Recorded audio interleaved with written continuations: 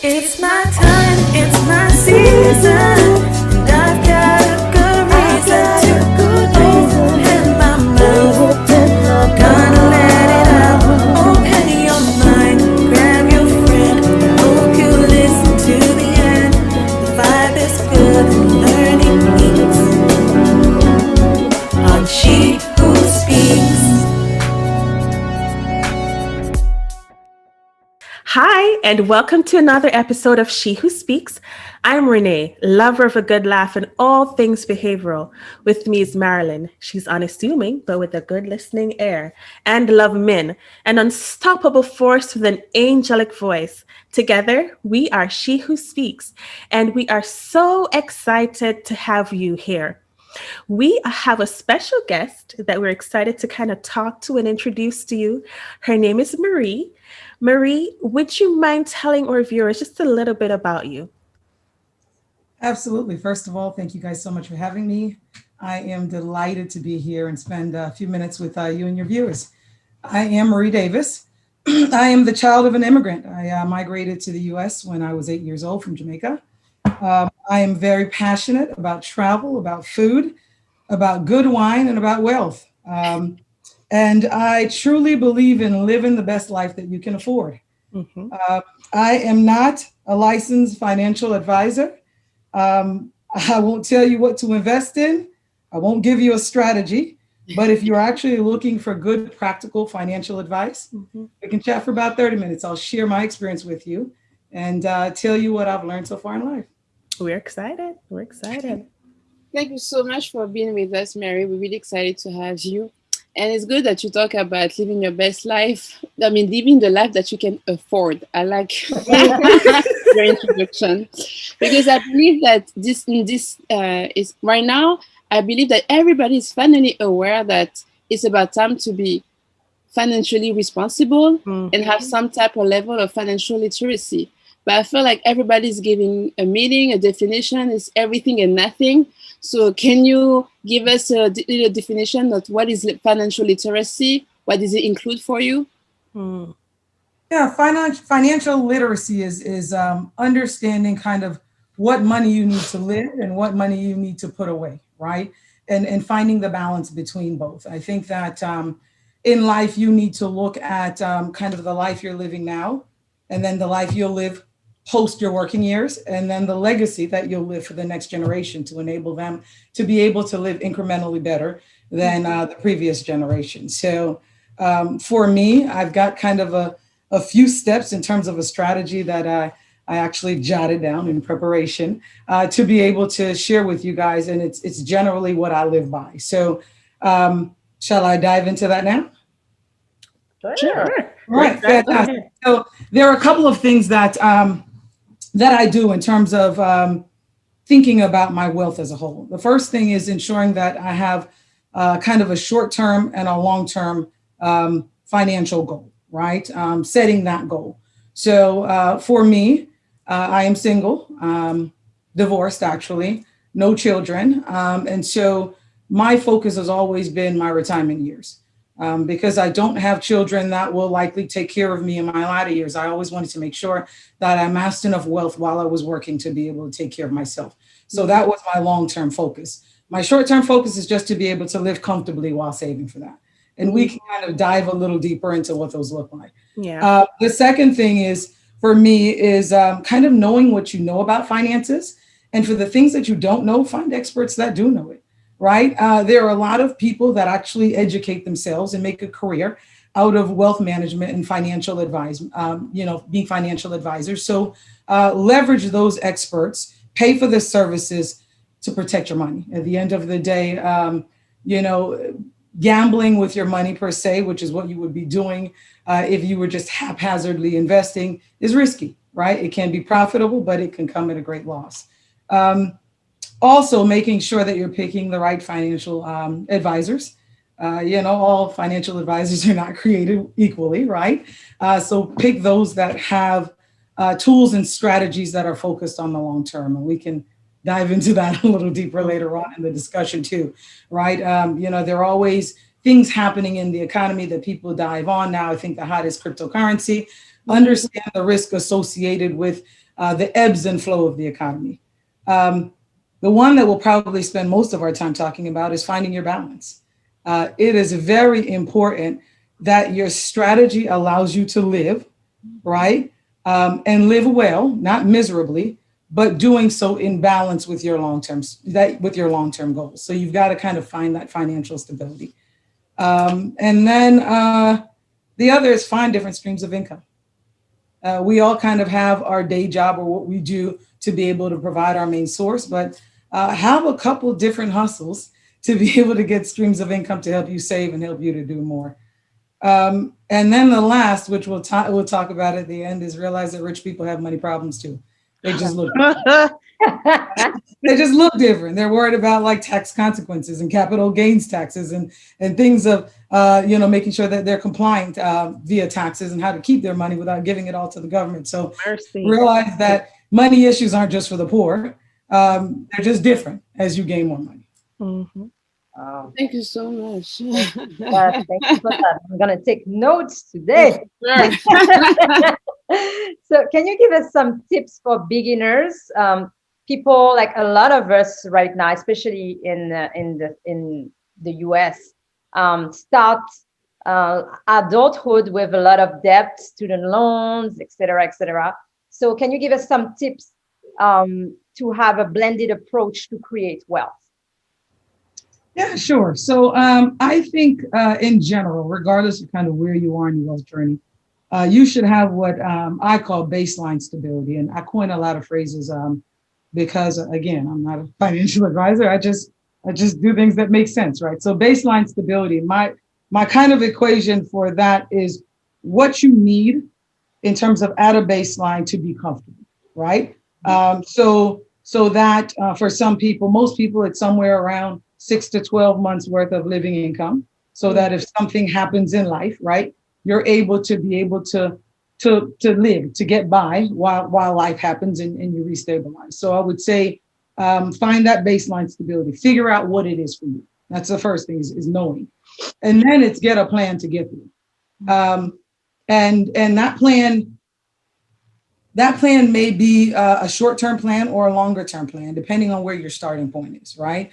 You may say, I need 6 months worth of rent and utilities, or mortgage and car payments and student, school payments for the kids, depending on where you are in your life, in order for me, if life happened, to be able to balance. And you need to figure out how to get that. And you get that by managing what you put in with what you put out. It's a very basic formula. Now, during the point of getting to baseline stability, right, you have to be a bit more disciplined. And so you have to manage what you're putting out meagerly so that you can save more and get there. And once you get there, then you have a little bit more money to play with, right? So it's all about fund allocation. There really is no magic formula. It's kind of like everything else in life. It will grow if what you're putting in, you're putting out less than. And that's really it. You know what? I'm a little curious. Like I want to dig into you a little bit. Mm-hmm. So one of the things I found out as we were trying to get some time together is that you live a good life. Like you enjoy yourself. You also mentioned it in your introduction. So kind of without telling us your figures, like how many zeros you have behind your name, could you tell us like how do you build wealth in like your own life? And I'll kind of give you like, when you talked about just kind of haphazardly investing in things, if you don't know what you're doing, is like gambling with your money. That hit me real hard because that's me. So last year I decided I'm gonna start to invest, and we're gonna build on our wealth, and first of all, we're going to try to build wealth because I don't have any wealth to build on. But that's me, But I think in my mind, I thought, I have a job. I know I need to save a portion of that. I need to have an investment account. What else do I need to do? What else tangibly can I do to create wealth? So do you mind sharing with us what that looks like in your own life? Like, how do you create that kind of life where you're able to, like you say, live like you can afford and save for the future that you want? Yeah, I'll share kind of a little bit about my story. I was married pretty young. I was married at 24. I was married for 8 years, and lived. I had the luxury of a two-income household, right? So early in my marriage, we kind of sat down and made the decision that we would put all our money together, and focus on debt reduction and wealth accumulation. So what we decided to do is we decided to live from one income, the lesser of the two incomes at the time, that was mine. And then we would pay down debt and save with the other income. And that's exactly what we did. So we built a lifestyle based on the lesser of the two incomes, and we paid down debt and amassed wealth or savings. It wasn't wealth then for sure, with the other income. And then we set aside disposable play money too, right? So we built a budget there. It was important to me to vacation. And so we planned out for 1 or 2 vacations a year, and we put that money to the side. At about 30, 32, I got divorced, and I started over again. I didn't really take much from my marriage. And so at 32, everything that I had learned was good learning, but that was all it was at the point. Everything else had left with the marriage. And so I started back over again with the basics. I decided that I would invest in real estate. Real estate was something that was very important to me all along, because for me, real estate was the one thing that didn't really fluctuate. And even when the housing market fluctuated, if you were thinking about real estate, not from a flipping point of view, but from a longer term investment, I started buying properties that I would have folks rent. And so I got divorced in '08 when the market had just crashed. Houses were fairly cheap, but remember, I had less money at that time because I'd just gone through a divorce. I bought my house that I'm in today as a short sale. I got it at like a 40% discount from what the people paid before me, because it was bank owned. And so that allowed me to at least stay consistently from a house to house point of view, right? So I didn't feel that hit. And then I decided that since houses were so cheap here in Atlanta got hit really hard, I would try and scrounge up enough money to just buy one property. And that's what I did. I bought a townhouse. My ex-husband and I had invested in properties before, and when we divorced, we split everything down the middle. So I'd taken one rental property from that marriage. I added a second to it. And that was my focus. That's what I've done over the years. I took on 2 investors, a cousin and a friend. They helped to invest some money in the company, and I bought another house. And I just accumulated year over year. I set a goal every year. I wanted to buy one house. And I did that. And then my focus became paying off the houses, right? Because if the houses had no mortgage, then everything that was coming in as rent, I could then put towards either savings or living expenses. So real estate has been the vehicle that I've used so far to grow my wealth. The other thing that I've done is I've really, again, I have no kids. And so I focus a lot on my retirement. And so I like to live, as you noted. I like to travel. I'm very passionate about traveling. I take shameful number of trips a year, probably 6 trips a year, as I really stop and think about it. But I travel smart. I don't dump lots of money into trips. I try to find deals, so on and so forth. But I take the money out of my hands. So what I do is, because I don't want to have to gamble with the money once it's in my bank account and trust myself to move money where it needs to be, I max out my 401k. I pull out savings before it ever goes into my bank account, so that the money that goes into my bank account pays my bills and it's my disposable income. So all the money that I'm seeking to save comes out. I never see it. I don't budget based on it, because it really doesn't exist in my everyday functional bank account. Wow, that's smart. That's how. I was really touched by your story about the fact that you did talk about the fact that you got married early and got divorced. So I wanted to ask you, based on your experience, let's talk about marriage and finances. And I wanted to know if you can give us some advice. Okay, I'm going to be transparent in the sense where I had the mindset that when you get married, you have to have a joint account. You have to share everything. You don't need something for you, because everything is for the couple, and you guys are supposed to grow all together and forever. But life happened, and I'm really touched by the fact that you had to restart, and you did. And so, what did you learn? Are you for joint accounts, separate accounts?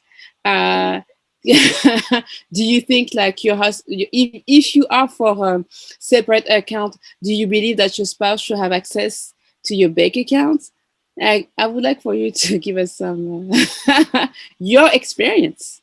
Well, it's such a touchy subject, right? Because people tend to That's why be we're here. really in one way or the other. And, I think it depends, right? I'll take a bit of a cop out with it. I think it depends. I think the determining factor should be, are you guys equally yoked financially as you're getting into the marriage, right? And equally yoked can mean a lot of things. I am not taking the approach of equally yoked being the amount of money that you're bringing to the table. I'm taking equally yoked being your mindset, your financial mindset. Do you guys look at money the same way, right? If you're a saver and I'm a spender, we don't need a joint account because financial issues are one of the top, if not the top reason for divorce, right? If you're a spender and I'm a saver, I'm constantly going to be looking at your spending and it will always be a point of contention.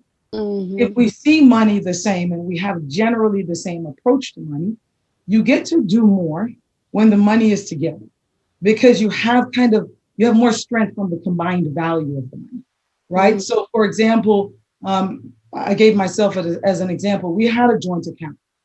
We decided to live from one income and use the other one to pay down debt, use the other one to buy property, use the other one to travel, the other income that is. For us, that worked really well because generally speaking, we approached money the same. If we had individual accounts and we were both contributing $500 or $1,000 to paying the household bills, chances are we would be saving at a different rate and we would be paying down debt at a different rate. Being able to combine the funds and to have kind of a united strategy, we were able to get rid of most of our debt within a year or two of marriage. Wow. But if we weren't equally yoked, right, having that combined account would have been problematic because one may have been spending all the combined money and creating a greater amount of debt because there would have been kind of more money to spend. So my approach is know your partner, know their financial perspective, know how you guys see money, and manage your accounts based on that to be able to get the most out of it. Nice. That's a very sound advice. And I have another question. So nowadays we hear a lot about being an entrepreneur. Everybody wants to be an entrepreneur. So do you think that it is the solution to become financially fit? I don't think it's the solution. I think it's an approach. I think you have to be entrepreneurially minded in order to be successful. Everybody isn't built to be an entrepreneur. If I am honest, I don't really have the entrepreneurial spirit like many people. I like to know that my paycheck is being deposited. I like to know that every week I can pay my bills. I like to know that my money is going to my 401k and that I have a 401k. I have health insurance. These things are very important to me. Stability financially is very important to me. Not knowing where my money is coming from would keep me up at night, right? And I am willing to make a little less money to have that financial security than to risk it all and gain more. That's my position. Now, having said that, there are a lot of entrepreneurs that are doing well because, of course, you work hard and all the money that you work belongs to you or to your business and you're seeing the gains from it. But look, you can do really well in corporate America, too, if you work hard. You can promote, you can get to a level where you're earning stock equity in the companies in which you're doing. You can amass a great salary. You can amass a position with great annual bonuses, so on and so forth. So there are a lot of ways to make good money, and I don't think that being an entrepreneur is the only way to do it. I think whatever makes you comfortable, whatever you're passionate about, whatever you can dedicate the best of yourself to, that's what you should do. Because that's really where you're going to see the best gains. If you hate waking up and reporting to someone every morning, you're probably not going to do well in corporate America. So you probably won't promote and you won't get to the level where you're getting these great financial packages as thank yous for working. You may need to be an entrepreneur, but if you're like myself, that's not really a high-end risk taker, you may want to take a more or a different approach, and that's been my approach. That's true. I hear that. I relate to that so much. Like I remember doing a financial literacy course, I think you could call it. And they were really big on cut up the credit cards, throw them away, don't use them. Like, what is your take on that? Because I feel that when I know I'm using my debit card, there is way more pause and assessment, and I'm not a frivolous spender. But I think about it more because I know what bills have come out this month. Okay, I have this amount left. Can't buy that, put it back. When I use the credit card, it's kind of like, I can pay that off. And it's like swipe. So what is your take on credit card, debit card? Are you for or against the credit card? I'll take a couple approaches to it. So I'll answer your question directly, and then I'll kind of go back and talk a little bit about debt as a whole. Mm-hmm. So I am a credit card person. I am not a cash person. The only way you will find me with cash is if I've traveled, and my mother still believes that you should carry money with you when you travel. I don't really follow the same philosophy. I use my debit card when I arrive in the country at the ATM and get the local currency, but my mom still thinks I need to have dollars, right? So if I'm going on a trip, she'll come by with a little bank envelope with a couple $100, and I will never spend it. And that's usually the only way I have money, cash, going forward. I use my credit cards. I use my credit cards for a couple reasons. One, for me, it's tax reasons, right? So I have a personal credit card and a business credit card. My business credit card, all my stuff is there for my taxes. It goes over into QuickBooks. It's easy. It's tracking. For my personal, credit card, it's because I traveled a lot for work. And so I amassed a lot of points. So I use my Delta card, I use my Marriott card, and I use my Bank of America cashback cards. Those are the three cards that I use in rotation, depending on what I have going on and kind of where I think I'll get the most value for it. So I'm a credit card person for that reason. That works for me because I understand debt, right? If you don't understand and have a personal relationship with debt, you probably ought to carry an envelope with cash. And when it's done, it's done. Mm-hmm. I think debt is understanding debt is critical to wealth management, right? Because again, I say it's a balance between what you bring in and what you put out, and understanding that there's good debt and bad debt, and what good debt looks like versus bad debt is very important. Good debt is debt that appreciates, or debt that creates wealth. So you are taking on debt to start a business. You are taking on debt to buy a house that will have either appreciate over time or bring you back residual income, versus bad debt, which is you are taking on debt to have a Louis bag, or you're taking on debt to take a trip, right? And you don't have the money secure to be able to pay for that. And that debt is then growing interest. Or you're taking on debt to buy the latest and greatest car, right? Instead of the $10,000 worth of debt that you've taken on will grow interest at a rate of insert number, anywhere from 9 to 20%, depending on what your credit looks like. And then it becomes harder for you to be able to pay that down. You live your best life on a budget. You don't make it too hard and fast to where it's like this tedious thing, but you live your life by setting goals, making sound financial decisions. And I'm really inspired by the part about how you just bounced back and you used real estate really to help set you up for retirement and just to be able to take care of your needs as well. Well, thank you so much. So I know it's so interesting. I don't know if you ladies have any other questions. I know we tried to ask so many different types of questions to cover it all. It's so much to try to cover in 30 minutes, but I'll see if any of the other ladies have other questions. What would you say to a young lady that was at your situation when you were 32 and she has to start over financially because, She was married. And she's and you know the situation, and I just think about the feeling of starting over from crash, and now I see you living your best life. So come on, help us, give us some Oh, tips of encouragement. look, guys, money is money, right? And we spend a good amount of our life chasing money. But at the end of the day, it's just money.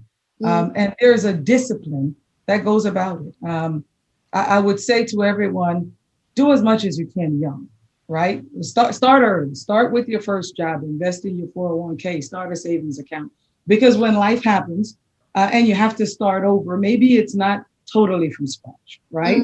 Maybe you've already started to build and then you're not kind of chasing it, because when you start early, then money grows, right? Especially if you think about your retirement plans and sorts, it grows even a little bit. That's the first thing. The second thing is be disciplined. You say I live my best life, but sitting in my garage is a '02 car and an '06 car, and I need to figure out how to get a new car one of these days. Look, I decide where I want to spend my money. And I spend my money on things that make me money. That's it.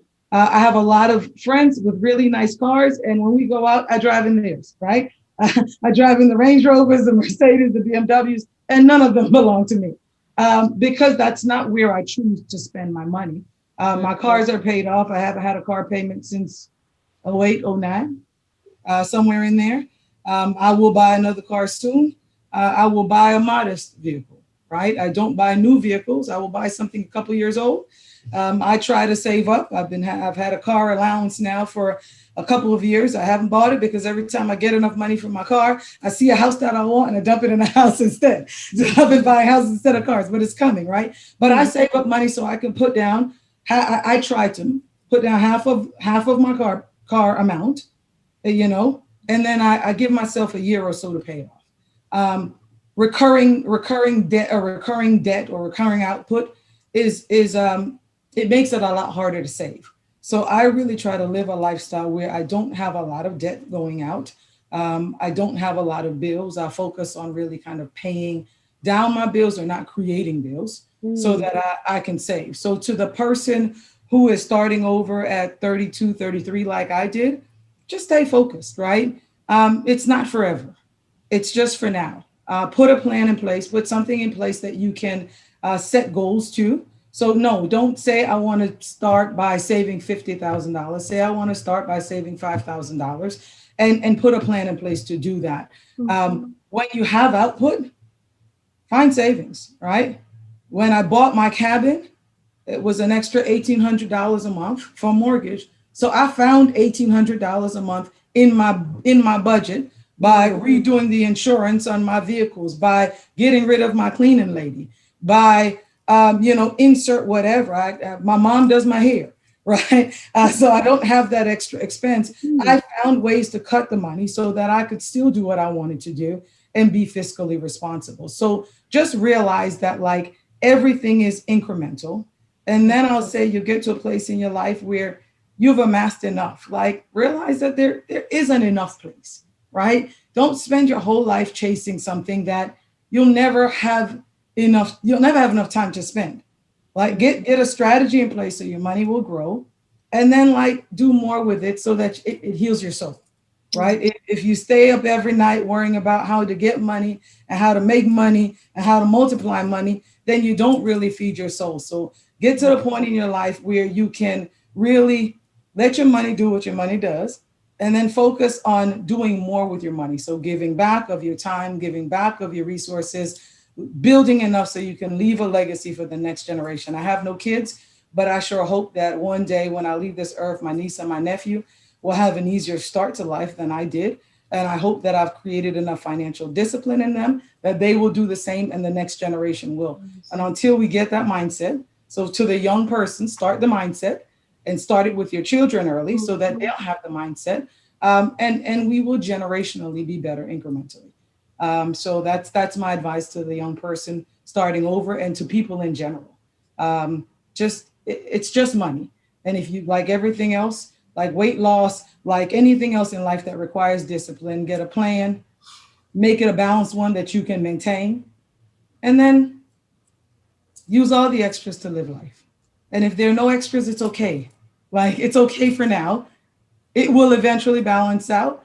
Position yourself to whether it's growing your career or whether it's finding your side hustle. Like position yourself to be able to get little pockets of money that you can live with. You can do a lot with a little, with discipline.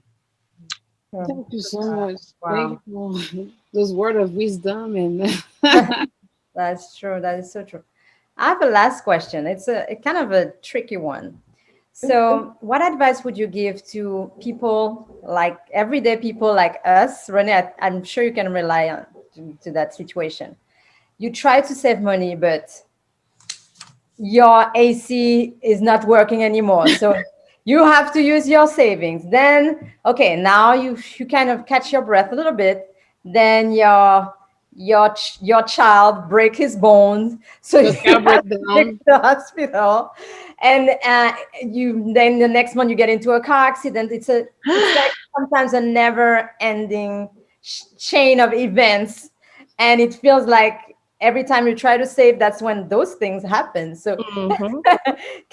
do you have any advice for for people like me? Give us hope. You're right. That is a tough one, right? Because life does happen. Um, I try to again, what I do a couple of things, right? The first thing is I try never to really change my budget. So you think about every year you may get a little increase in work, or you may change a job and get a little increase, so on and so forth. I never change my budget. The extra money that comes from those things, I save. So my bank account generally looks and feels the same, regardless of kind of what my job looks like. I actually just got a new job back in October, and with that came a fairly decent increase. And I laughed because I thought I was going to have a lot more money than I did, but I increased my savings. I maxed out my 401k, and my first paycheck looked exactly the same as my last paycheck. So try and save the money ahead of time before it hits your bank account. That's Because good. once it hits your bank account, then you're right, life will happen and you will allocate it based on life. The crazy part about it is, generally speaking, we manage and budget life based on what's there, right? If you have $5,000 and life happens, you're going to spend $5,000. If you have $3,500 and life happens, you generally figure out how to live life with the $3,500 that you have. So try and save before it gets there. And when you can, and when the extra pockets come, then put that money away early. The other thing is try and find multiple streams of income.